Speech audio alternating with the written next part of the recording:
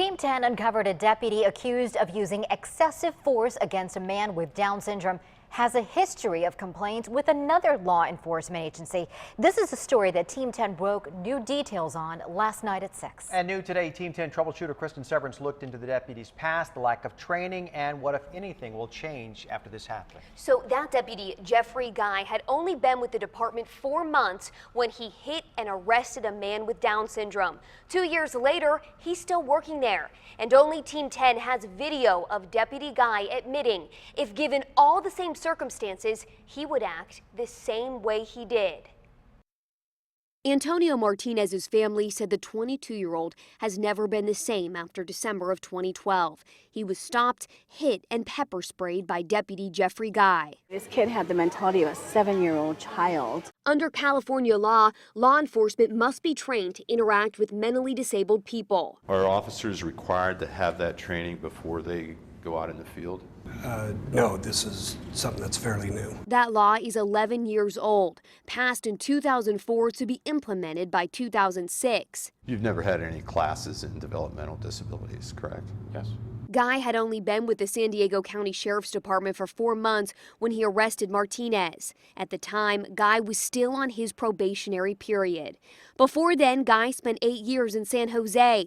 According to an investigative report by Mercury News, Guy was involved in 6 use of force incidents in 1 year, 3 with an impact weapon, 1 takedown, and 1 use of pepper spray. He was also accused of using excessive force or filing a false report.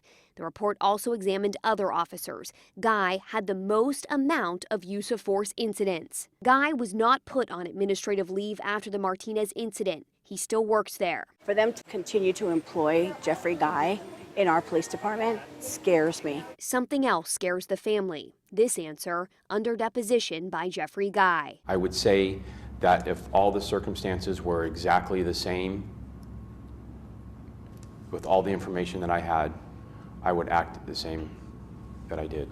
The SEAL said that means anyone could be wrongly stopped at any time in San Diego County. I think the only reason that case was dismissed was because he has Down syndrome, not because it was a wrongful stop.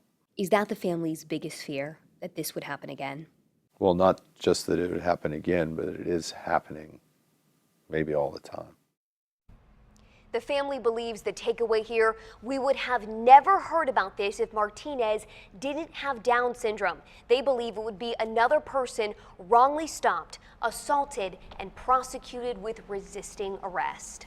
So did the Sheriff's Department know about this particular officer's past use of force? I asked the department that. They told me they do not discuss an applicant's or an employee's background, file, or investigation. They did say they do vet candidates before they hire them, but would not get into details.